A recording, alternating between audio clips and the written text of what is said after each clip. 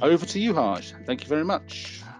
Thank you very much. I'm going to do that little customary, can you see my screen? If the screen you should be seeing says Dashcam Forensics, and it's got 3 dashcams on the right hand side. And as soon as Adrian says yes, I'll make a start. Can you see the screen? I can see the screen. I just wanted to add, questions can be asked in the question box at the bottom of the control panel or the chat section, and we will take questions at the end. Okay, thank you very much. Well, everyone, thank you for joining. I can see some familiar names in the attendee list. I think I saw Abaya a few moments ago.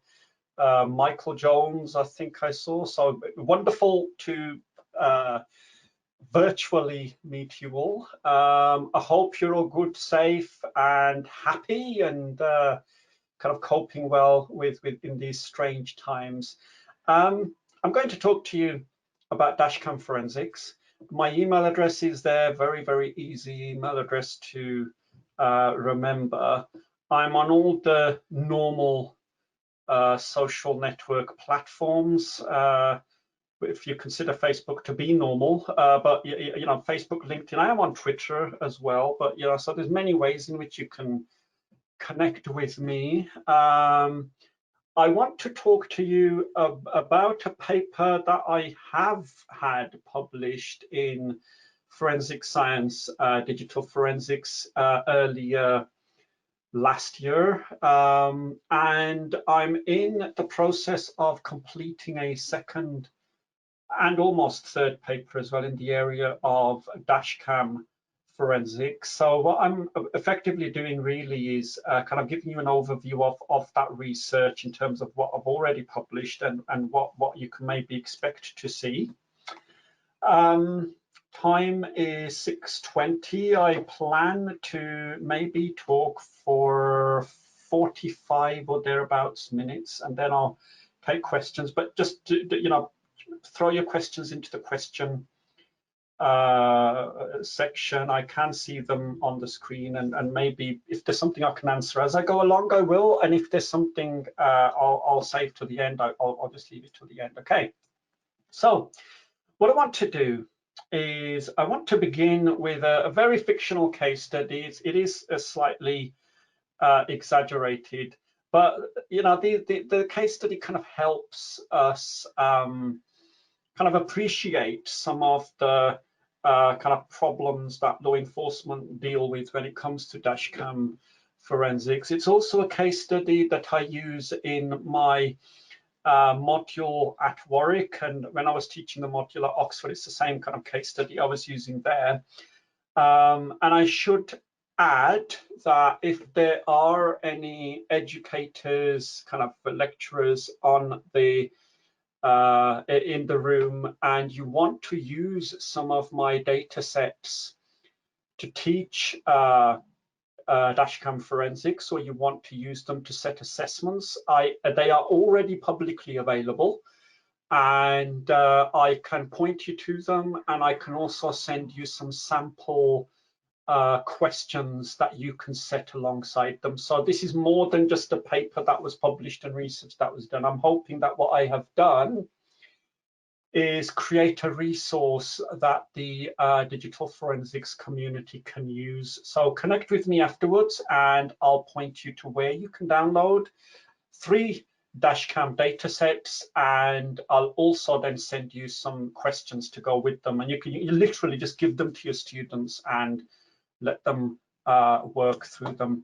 So quite an exaggerated case study here. I say exaggerated because this is a very naughty person, serious lack, subject to multiple court orders, 3 particular orders: a restraining order preventing naughty serious slack entry within a 1.5-mile radius of his ex-wife's home, her home being situated on a road that does exist, Anderson Road, but obviously I'm not giving you addresses. And he also has a restriction preventing him from entering a 1.5-mile radius of his ex-wife's workplace.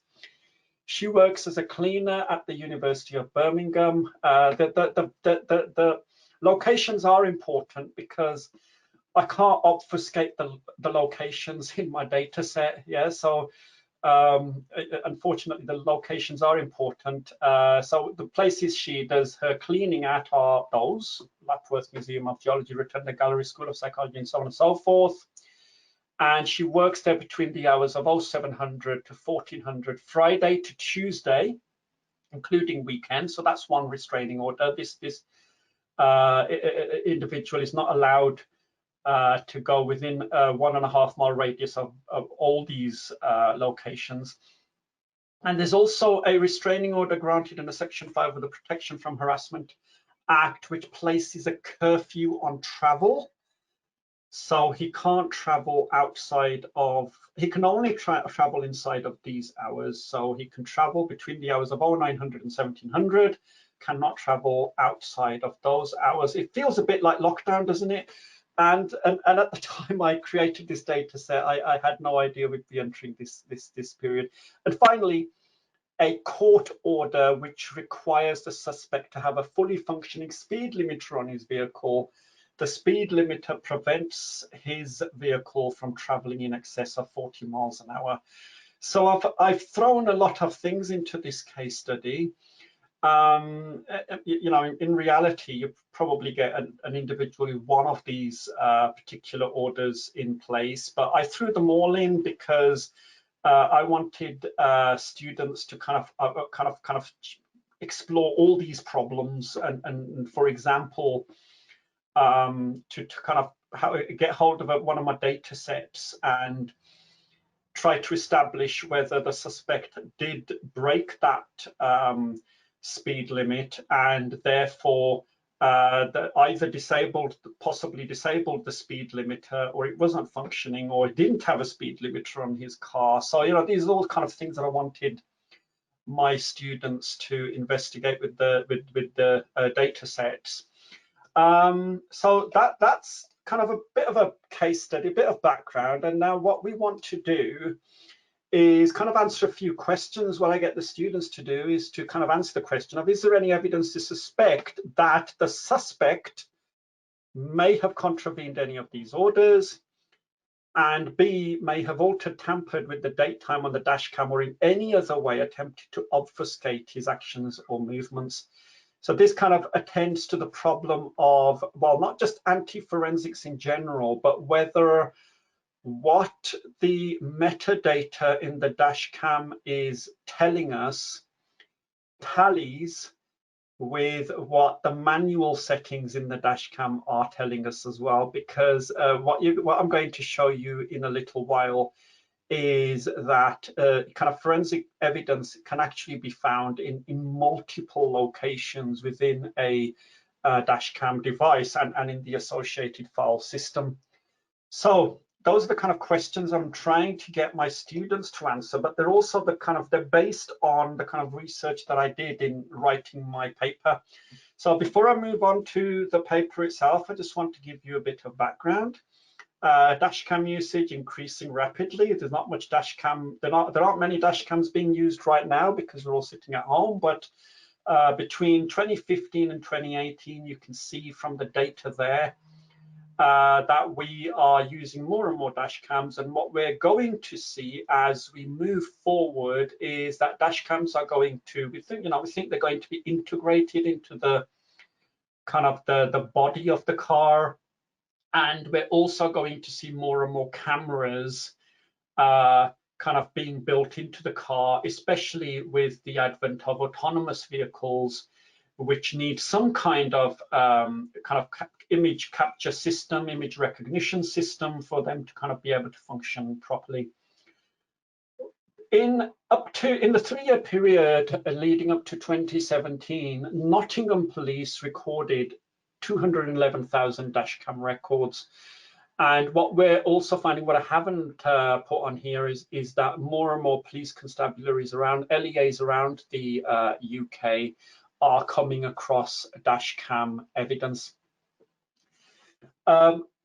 having said all that, what we find, and I'll show you in a few moments maybe, is that there isn't any or much, I should say, guidance on how to investigate these devices. So what happened in kind of between 2017 and 2019 was that that police constabularies realized that we need some kind of mechanism to capture dashcam evidence, right?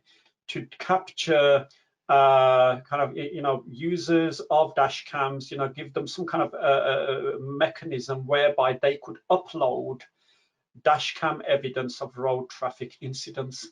So what we saw was that Nextbase set up a portal through which you can, today you can log on and you can upload dashcam evidence. You can kind of connect your dashcam up to your computer through a USB port and drag and drop, not quite as straightforward as that, but kind of, drag and drop videos that you've captured because as you were driving around, you saw a road traffic incident which you want to report.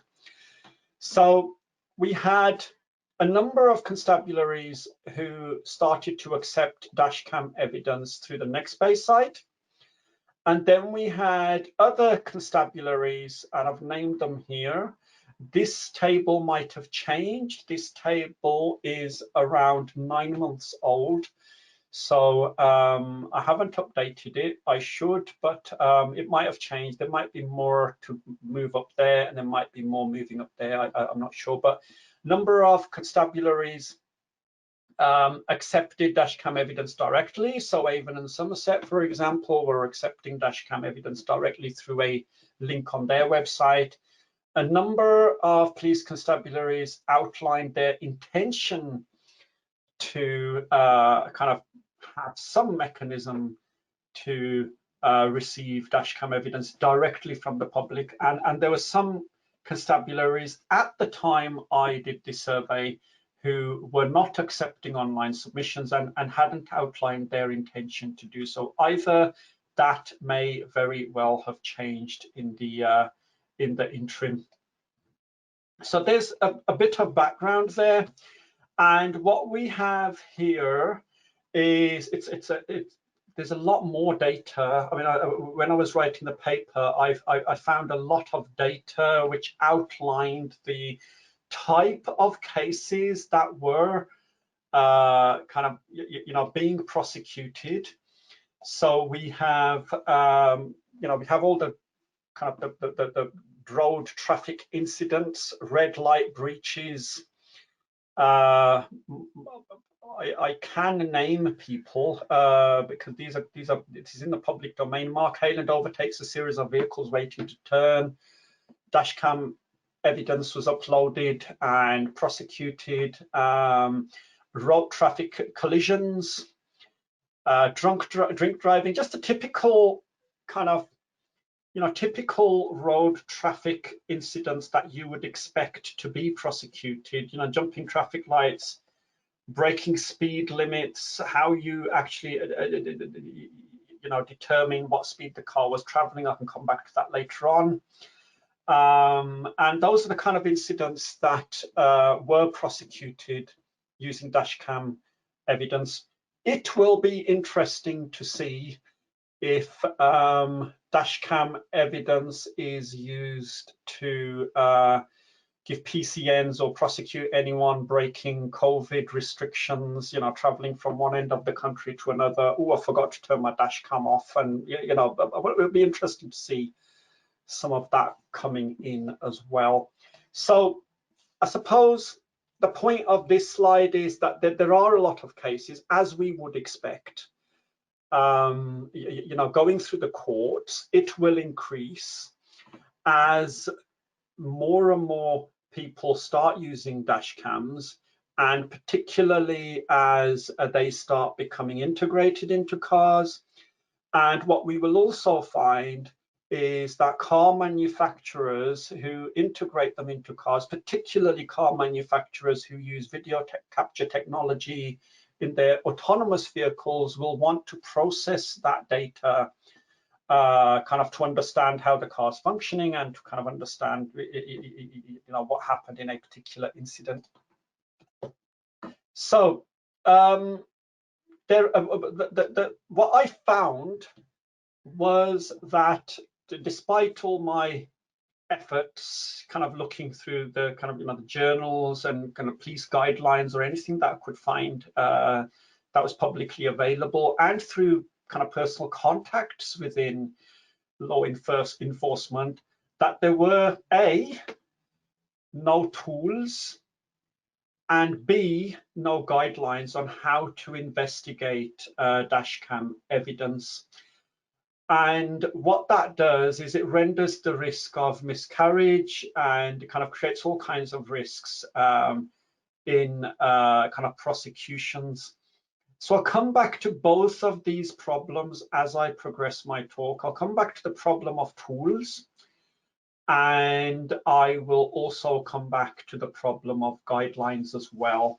So what I believe I have done is perhaps published one of the first papers on how to kind of, how to analyze dashcam based evidence. I think that's what I've done, and by all means, we're here to be corrected as academics. If you find anything that's already out there, it's been out there for a while, please send it my way. I'm absolutely intrigued to kind of learn more. That doesn't mean to say that there isn't a lot of related research.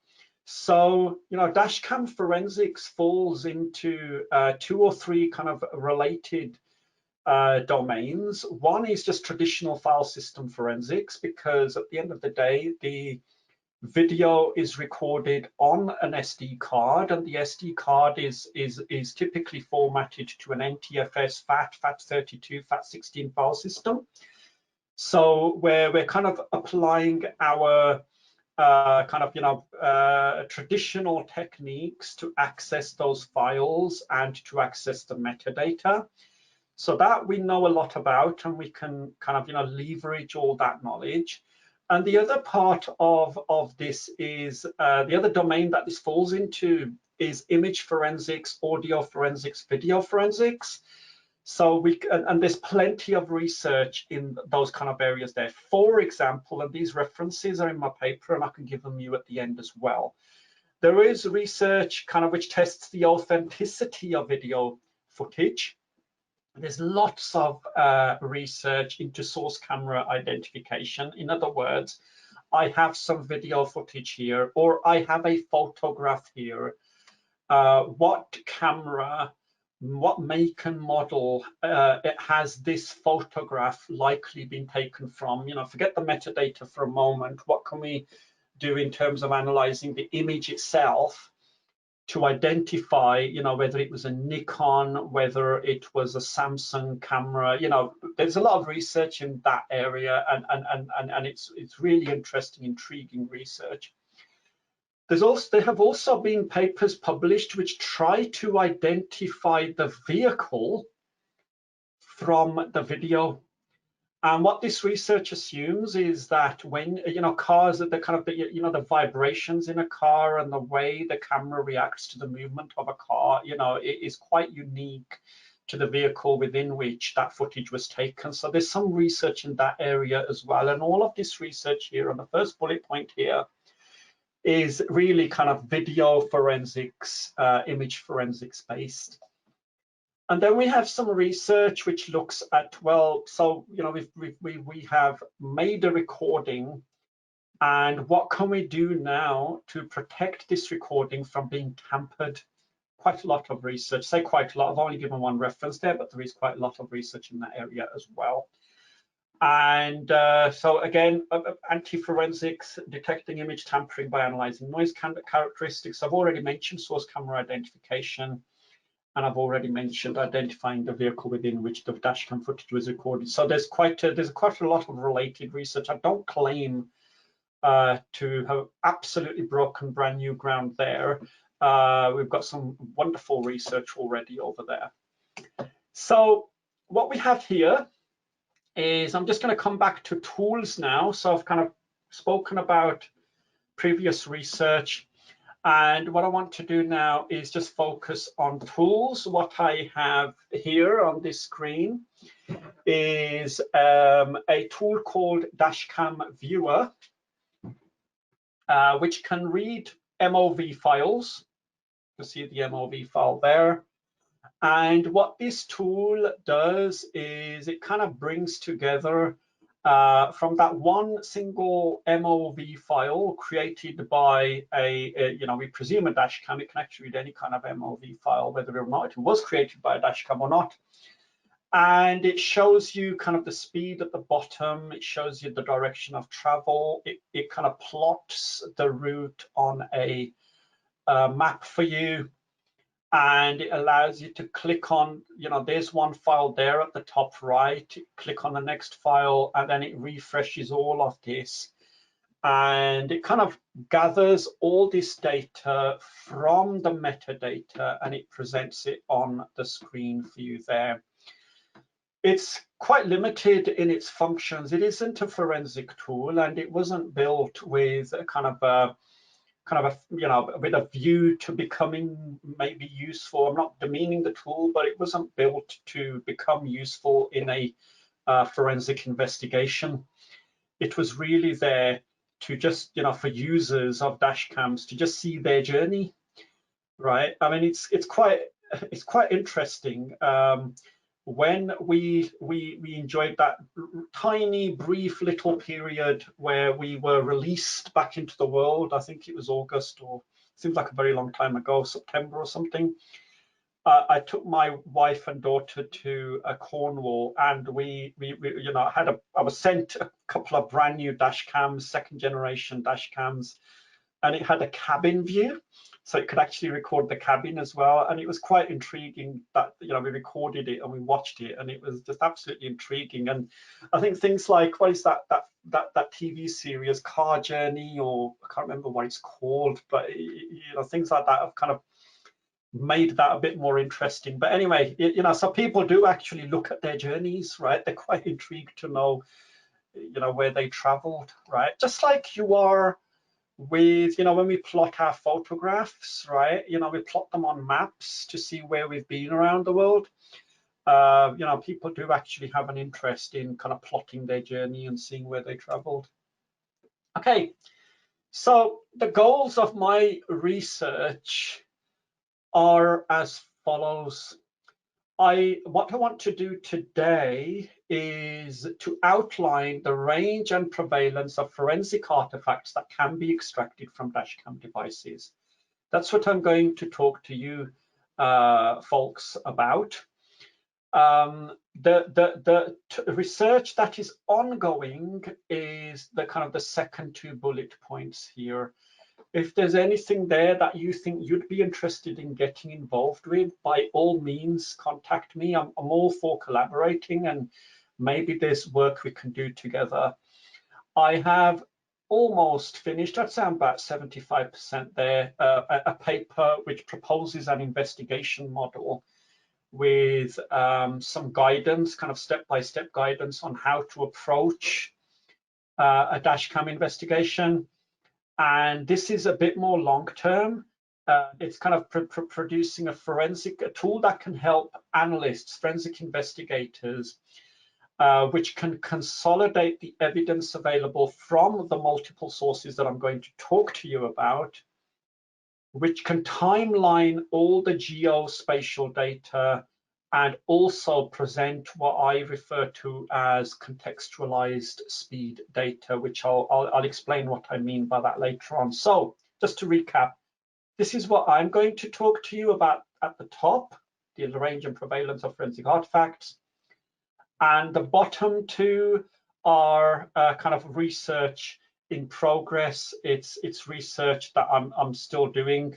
And I'm not quite ready to report on, but maybe in a future talk I can give you an update on where I am.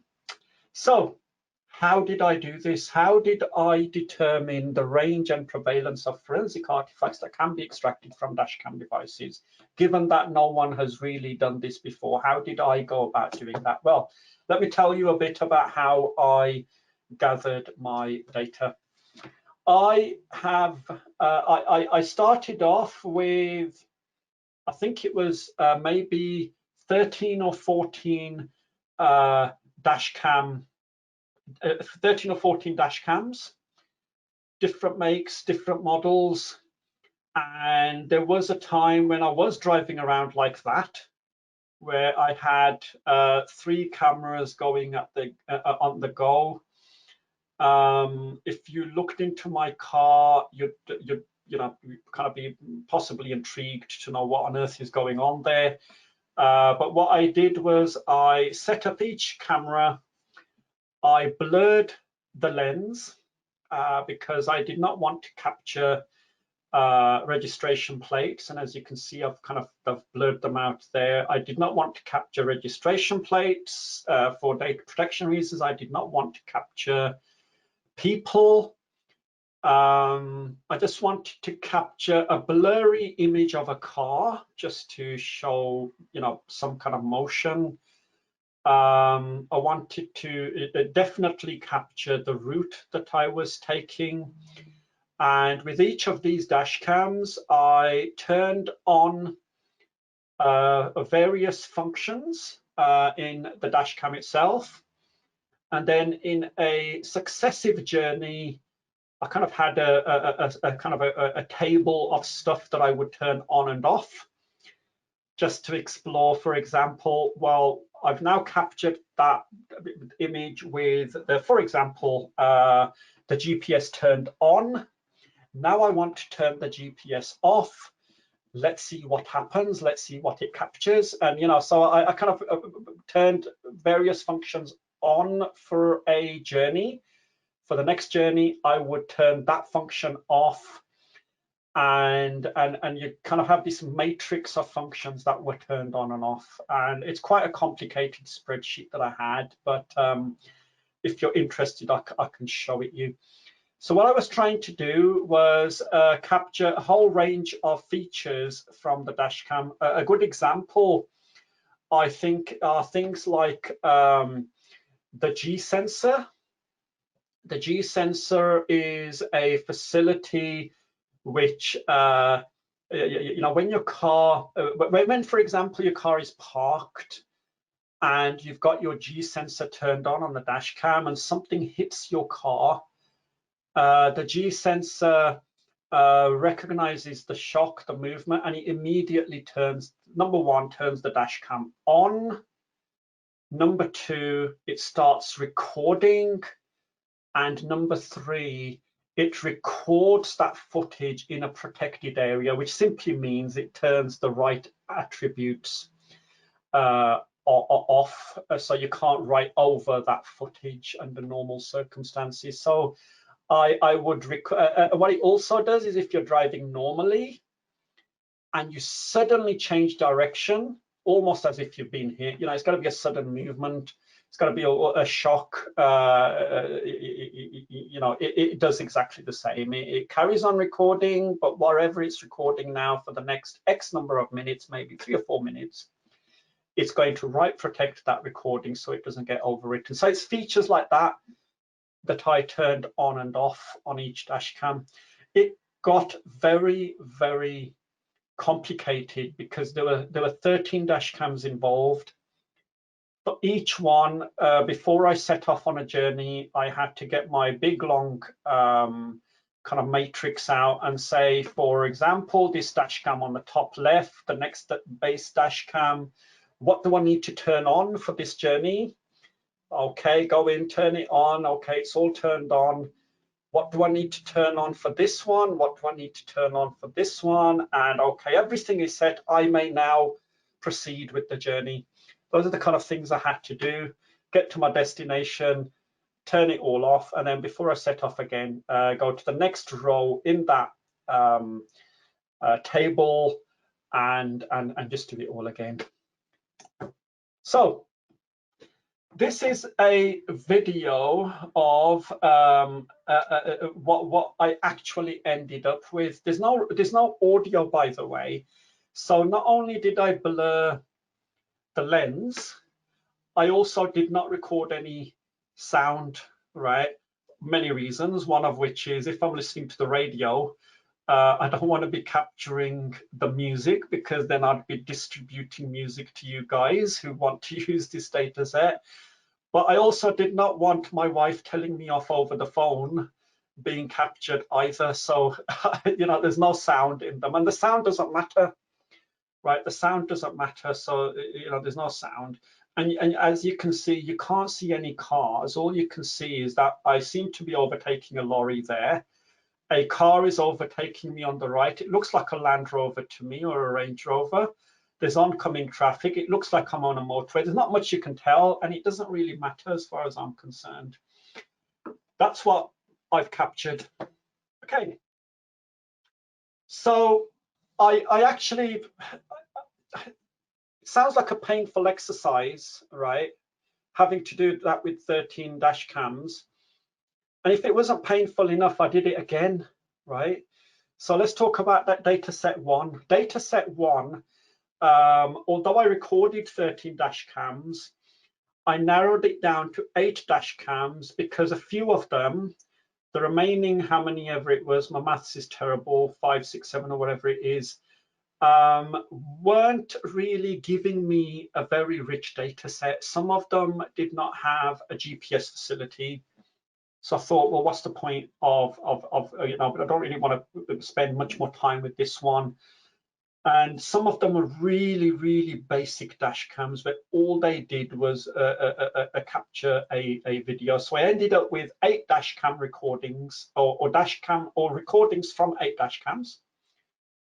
Each of these had a 4 GB SD card in there, which simply means that there's not actually much data being recorded, maybe around an hour's worth of dashcam footage. And as I've said, I turned settings on and off. I imaged them. They were imaged as EO1 images. And that's when I started looking through to see, okay, what have I actually captured, right? Then what I did was I thought, well, that's useful, but half an hour or 1 hour's worth of footage is okay, but I really want dash cams that have got much more data. So then we get to data set 2. This is the data set that I'm making available to the academic community. Some of you have already downloaded it. I've already given it to you, but you know, this is the one I'm quite happy to share with you. I learned from my mistakes from the first data set, the bit about forgetting to turn the microphone off, you know, all those little errors that I made. This one is actually quite perfect, and it's a bigger data set. There's more recorded footage. I'm sure one of them has me driving up to the digital forensics workshop up in Sunderland. So, you know, there's quite a lot of good journeys on there. And again, turn settings on and off, pretty big data set, not easy to handle, but there's a lot of really rich data on there. So having done all that, I have now enough data to be able to propose an investigation model.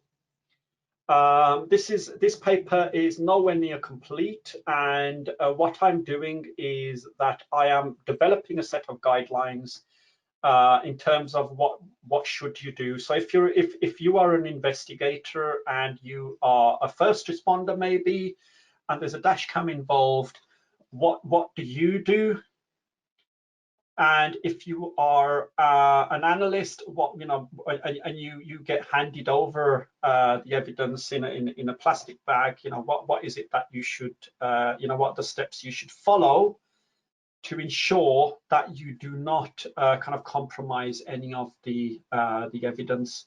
So that's work in progress. I'm not going to spend much time on that. What I want to do is tell you about what we can actually find on a dash cam.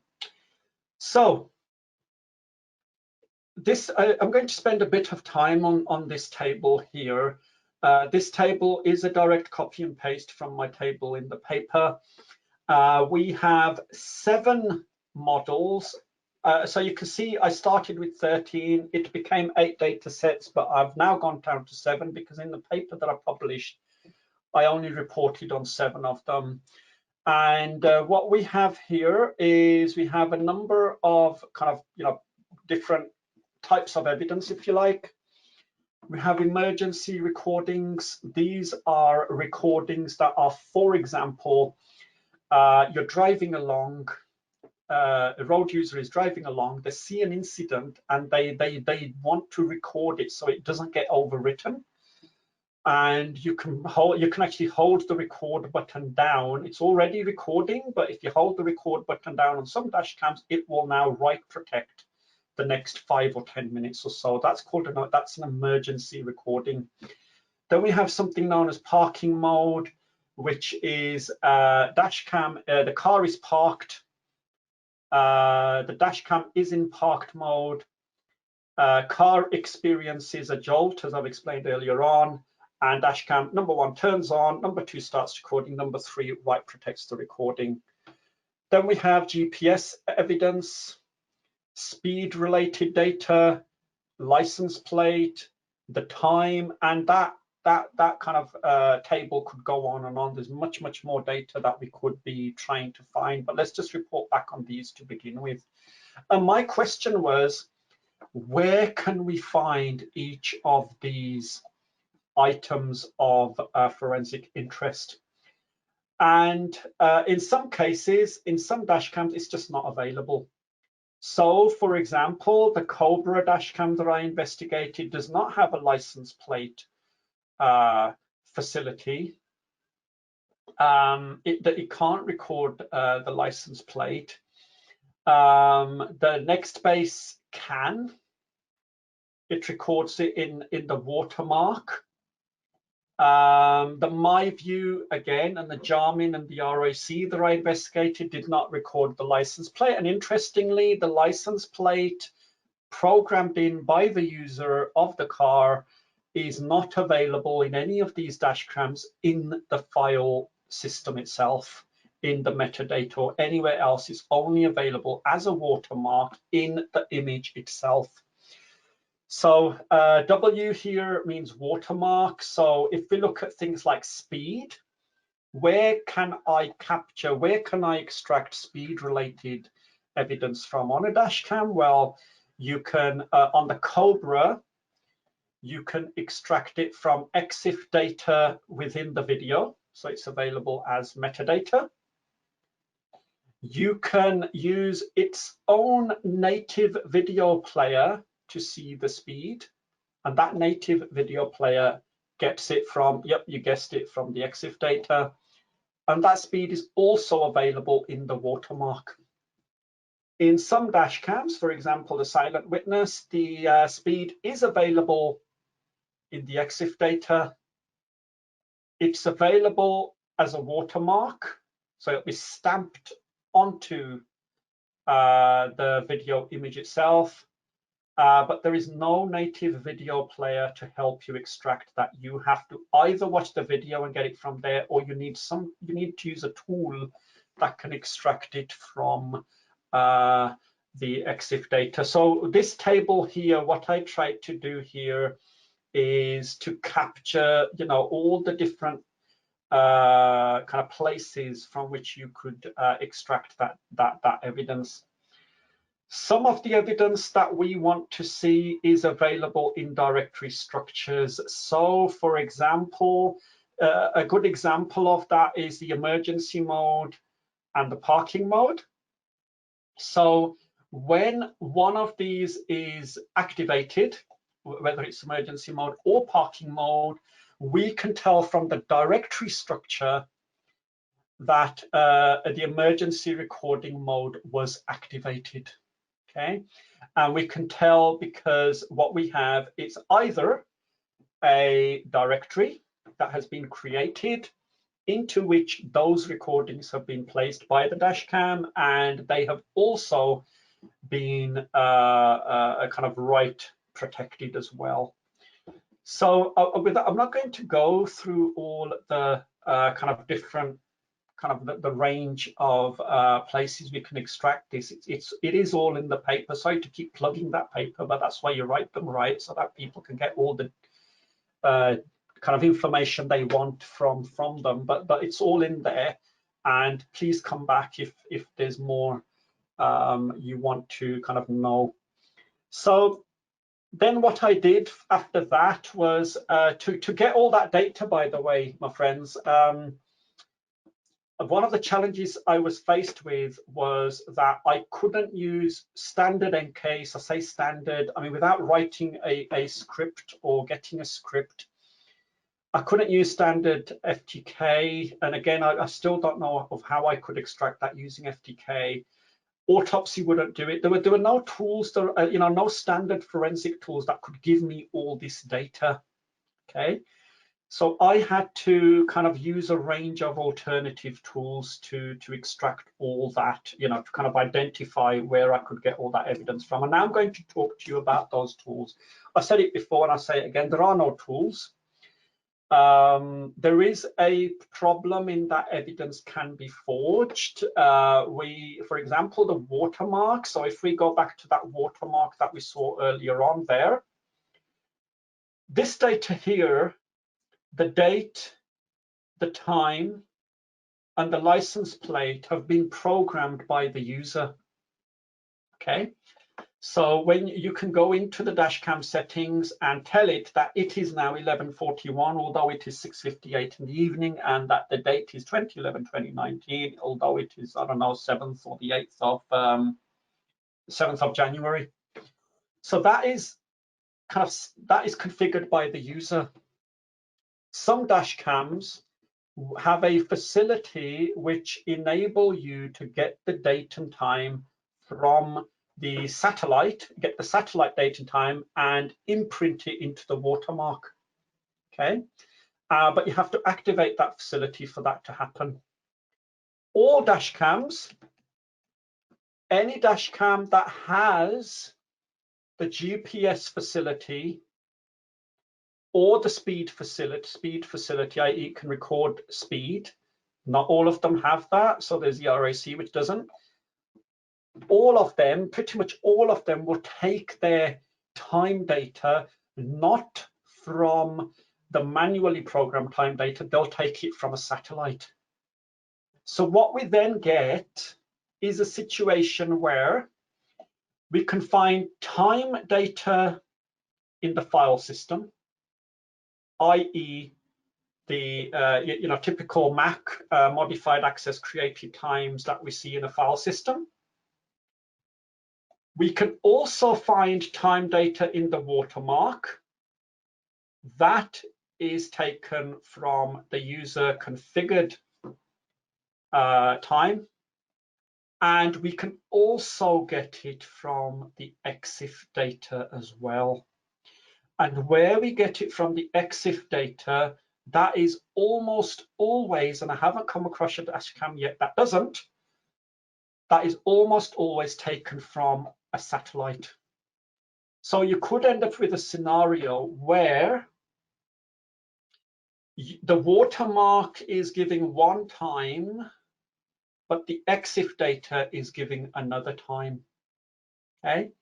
And that is because the user has faked that time. Well, I say faked, but a bit strong there. But they faked that time. They've programmed it to be a different time, and the satellite time doesn't lie, right? So the Exif time is saying something else. So we can get this contradictory information, and that is why it is important to know that we can get it in we can get this data from multiple sources on a Dashcam. We also have those of you who know about kind of nautical kind of databases. We have the NMEA file, which also records that data as well. So what I'm getting at, I suppose, is that all this data here is not available in a single place. It is available in multiple different places on a Dashcam.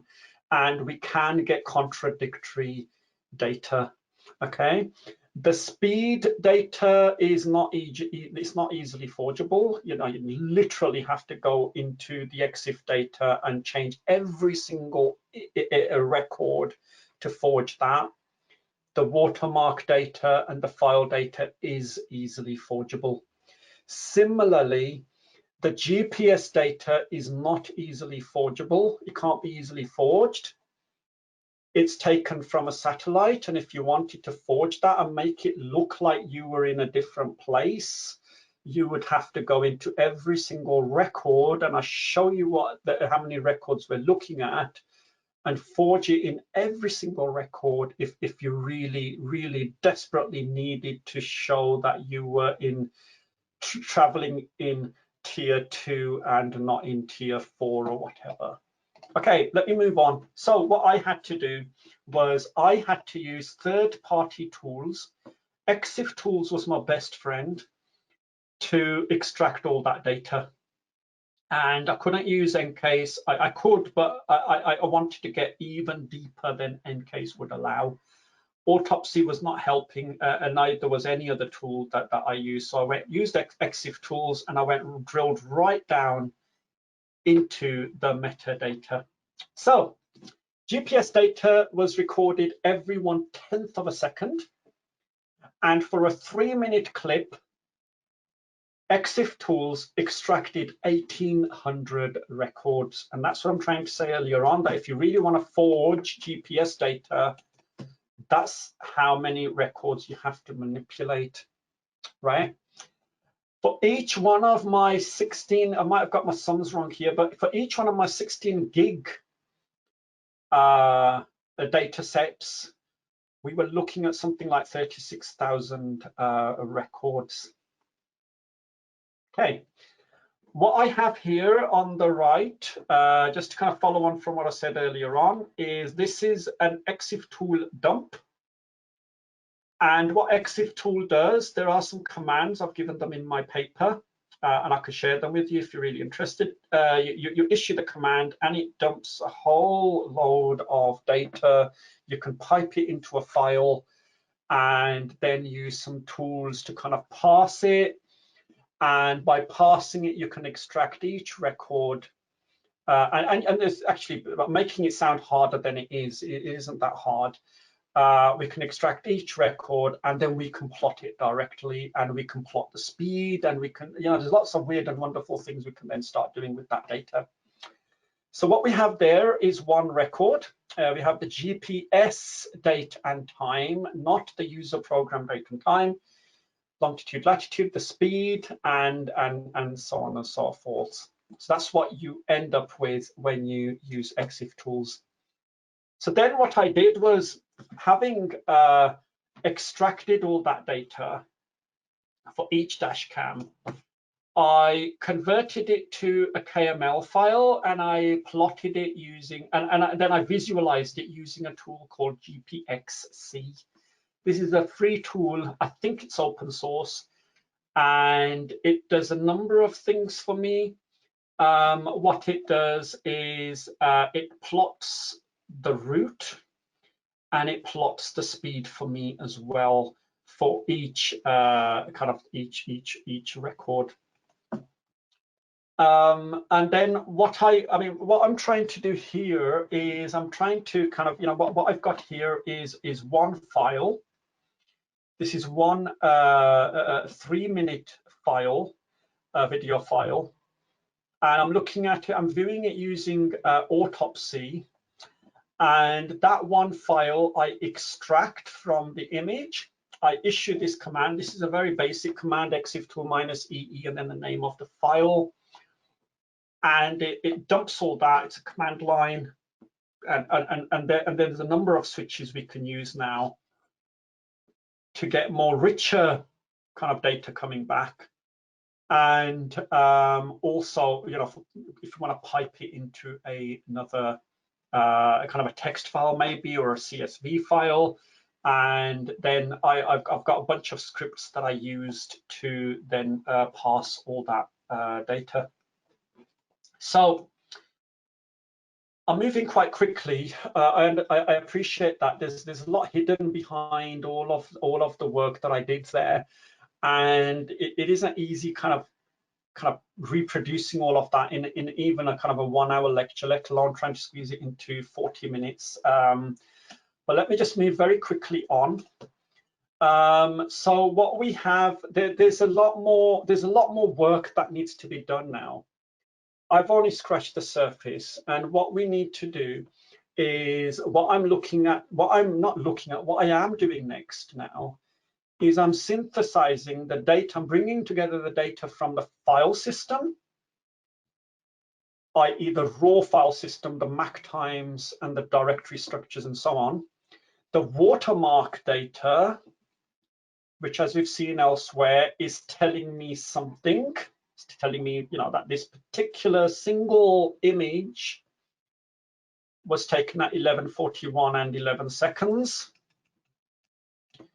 I've got the metadata, which is telling me something, and I want to bring all that together to highlight any inconsistencies. In other words, is it likely that the date and time on the Dashcam was manually changed? What I also want to do now is timeline and map all that geospatial data. But most importantly, I want to present contextualized speed data. What I mean by that is as follows. If we come back here a second, actually, let's go back.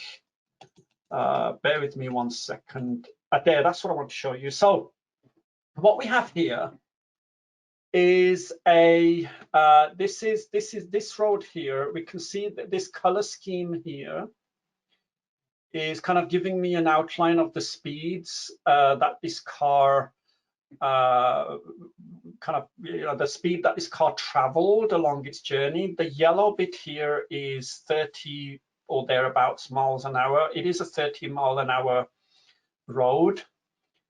And what we have here is if the driver here, we don't have, it doesn't go, it's not showing us the kind of the 70s or whatever, but if the driver here was traveling 40 miles an hour on that road, then we would have a problem because that road has a speed limit of 30 miles an hour. But if that road there was a motorway, then that wouldn't actually be a problem because 40 miles an hour now on an M42 is not necessarily a problem. So, this is what I mean by contextualized speed data. We can't just look at speed data. If I go back to this here, we can't just look at speed data and derive conclusions. We have to know a bit more about this. This road here, the A456, has a speed limit of 40. This road here has a speed limit of 30.